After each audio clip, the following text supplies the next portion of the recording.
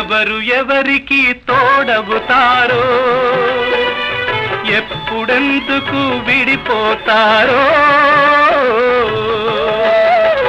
మమతను కాదని వెళతారు, మనసే చాలని ఉంటారు. ఎవ్వరి పయనం ఎందాకో అడగదు ఎవ్వరిని, బదులే దొరకదని.